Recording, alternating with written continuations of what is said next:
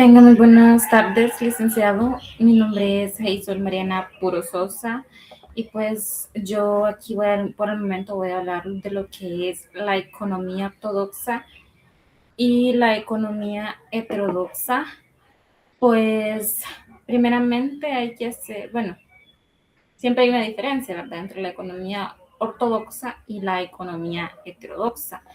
Y pues la economía ortodoxa se basa en la racionalidad, el individualismo, el equilibrio y usa modelos matemáticos formales y asume que los mercados tienden naturalmente a lo que es el equilibrio.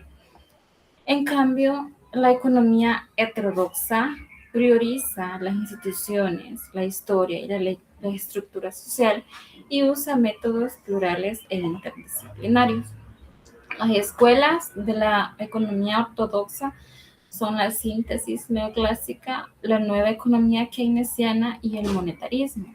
Las escuelas para la economía heterodoxa son el marxismo, el post-keynesianismo y lo que es la escuela austriaca. Ahora, hablemos un poco de la escuela austriaca. Pues existen coincidencias, bueno, la escuela austriaca, así se considera lo que es heterodoxa, pero heterodoxa de derecha. Existen coincidencias con la ortodoxia y también diferencias. Y pues dentro de la heterodoxa existen lo que son grandes bloques, que son los que buscan reformar el capitalismo y los que buscan superarlo. La escuela austriaca, en este caso, ocupa una posición híbrida, como lo mencionaba, porque comparte con la ortodoxia la defensa del libre mercado, pero rechaza radicalmente lo que es su metodología matemática y su concepto de equilibrio. Por eso es que se le llama como heterodoxa, de derecha. Otra cosa que coincide con la ortodoxia es pues la crítica al socialismo y planificación central. Otra diferencia con la ortodoxa, pues ve como rivalidad dinámica al Estado, no como Estado en sí. Por eso es que nuevamente lo repito, se denomina como heterodoxia de derecha. Ahora, bueno, esas fueron las definiciones de lo que es economía heterodoxa o ortodoxia. Ahora, hablemos de macroeconomía ortodoxia versus macroeconomía heterodoxa. Existen, bueno, yo hice un cuadro comparativo, aquí está lo muestro, donde la unidad de análisis para los ortodoxos es el agente representativo y la unidad de análisis para los heterodoxos son los sectores institucionales en conflicto. Ahora, una determinación del producto para los ortodoxos es la oferta a largo plazo y para los heterodoxos es la demanda efectiva, siempre. El dinero, los ortodoxos lo consideran como exógeno, que es controlado por el Banco Central. Y para los heterodoxos, el dinero es endógeno y este dinero es creado por los bancos. Ahora, para los ortodoxos, las crisis son shocks externos. Y para los heterodoxos, las crisis son endógenas y de fragilidad acumulada. Ahora, en el caso de la política fiscal, para los ortodoxos es ineficaz o dañina. Y para los heterodoxos es eficaz y bastante necesaria. Dentro de dentro de la macroeconomía, los heterodoxos, los keynesianos, pues hacen macroeconomía en el capitalismo. Su objetivo es estabilizarlo y lograr el pleno empleo y distribuir mejor el ingreso. Ahora, para los marxistas, en cambio, hacen macroeconomía del capitalismo. Su objetivo es revelar sus contradicciones internas y mostrar por qué no pueden reformarse sin eliminar la explotación. Es decir, que para los primeros el Estado es un estabilizador técnico y para los segundos es un comité de gestión de burguesía. Ahora, existen dos visiones también, post-keynesianos y marxistas.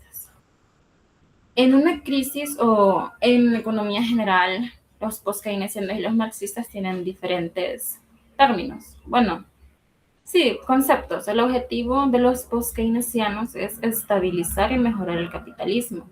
Su pregunta, o bueno, como objetivo es cómo lograr pleno empleo dentro del sistema capitalista. Y el Estado lo considera un estabilizador técnico que suplementa la demanda privada. Utilizan lo que son modelos SFK kantianos. El rol principal de un economista post-keynesiano es ser asesor técnico del Estado y definen las crisis como falla de coordinación. Ahora, para los marxistas, el objetivo principal es revelar contradicciones del capitalismo para trascenderlo. La pregunta que se hace a un marxista es ¿por qué el sistema no puede reformarse? Consideran al Estado como comité de gestión de la burguesía. Pues ellos utilizan esquemas de reproducción y tasas de ganancias sectoriales. El principal rol de un economista marxista es ser intelectual orgánico de clase y define las crisis como manifestación de la contradicción capital-trabajo.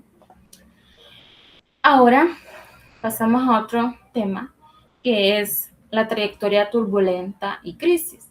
Esto hablando, bueno, basándonos en lo que dice Shaikh. Y Shaikh dice que el capitalismo no tiende al equilibrio, sino que su modo neutral de existencia es siempre la turbulencia. Ahora, las variables clave son constantemente, bueno, estas variables exceden y quedan cortas respecto a su centro de gravedad. El ciclo económico no es una desviación de la norma, sino la visible, sino que es la forma visible de esta turbulencia. Entonces, las crisis, bueno, para Shaikh existen, bueno, primero definamos lo que son las crisis. Las crisis, pues, no, a ver, para Shaikh existen dos tipos de crisis, perdón. La crisis de realización y la crisis de rentabilidad.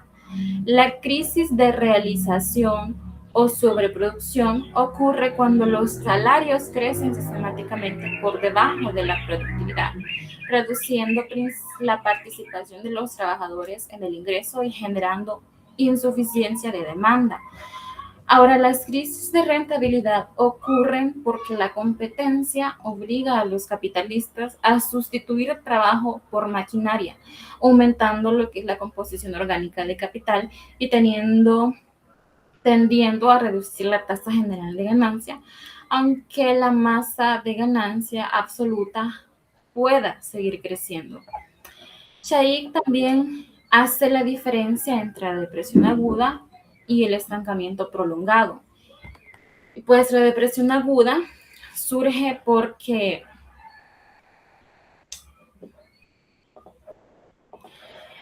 la depresión aguda surge, bueno, es una purga rápida que destruye capital ineficiente y restaura la rentabilidad. Y el estancamiento prolongado es una intervención masiva que suprime los síntomas, pero prolonga las crisis sin resolver los problemas de fondo. Ahora, pasamos a uno de los ejemplos que para Shaikh, bueno, el patrón guerra-economía, que según Shaikh, pues Shaikh nos dice que en el inicio de la guerra hay expansión gracias al gasto bélico y que el fin de la guerra nos da una recesión por el cese del estímulo. Entonces, ponemos como ejemplo la Segunda Guerra Mundial, en el que pues el gasto masivo en armamento sacó definitivamente a Estados Unidos de la depresión y en la posguerra fue un consumo reprimido, pues el baby boom evita la recesión y la purga fue amortiguada. Ahora, en el caso de la guerra con México, Shaikh observa el patrón clásico: expansión al inicio por el gasto bélico financiado por bonos y tendencias a la contracción al final. Entonces, en la posguerra de la guerra con México, el patrón se interrumpe gracias al descubrimiento del oro en California, porque se inyecta riqueza masiva y genera un boom que eclipsa la recesión esperada. Ahora, en el caso de la guerra con Corea, el gasto militar, pues Bueno, la guerra con Corea pues prácticamente es un caso más limpio, puesto que el gasto militar del 3.5% al 14% del PIB y el desempleo cae al 3%. En la posguerra, pues al afirmar el armisticio, el PIB cae 2.2% y el desempleo sube al 6%. Y por eso es que se dice que fue el caso más limpio del patrón. Ahora, otro de los ejemplos es lo que es la crisis del 2001. Y pues Eh, para dar un pequeño contexto, bueno, aquí lo que yo he puesto son dos visiones, la visión post-keynesiana y la visión marxista, pero para obtener un pequeño contexto sobre lo que dicen, es que en Argentina, la Argentina pasó de ser un alumno modelo del FMI a declarar el mayor default de la historia y tener 5 presidentes en 10 días. Las causas estructurales fueron 3, que fue la convertibilidad, que sobrevaluó la moneda y destruyó la industria exportadora, y el endeudamiento externo creciente, y 4 años de recesión agravados por el ajuste procíclico de la ley del déficit cero. ¿Cuál fue el detonante? A lo que se le llamó el corralito, pues que restringió los retiros de bancarios y provocó el estallido social con 39 muertos y la huida de la Rúa en helicóptero. Entonces, un post-keynesiano dice que el tipo de cambio fijo eliminó la soberanía monetaria y que para un post-keynesiano el error técnico fue endeudarse en moneda extranjera sin respaldo. Una solución que da un post-keynesiano es devaluar la política fiscal expansiva y el control de capitales, diciendo que la convertibilidad fue un mal diseño de política económica. Ahora, un marxista dice que la sobrevaluación cambiaria funcional al capitalismo financiero no fue un error. Entonces dice que el mecanismo de transferencia de valor del sur al norte y el Estado mostrando su verdadero rol, pues que garantiza el pago a acreedores. Y la fuga de capitales fue una decisión de clase de quienes diseñaron la convertibilidad. Para ellos, para un marxista, la crisis era inevitable por la inserción dependiente de Argentina. Entonces, en otras palabras, el post-keynesiano lee la crisis como un fallo de diseño monetario y política procíclica. El tipo de cambio fijo eliminó la soberanía monetaria y el ajuste en recesión destruyó la demanda.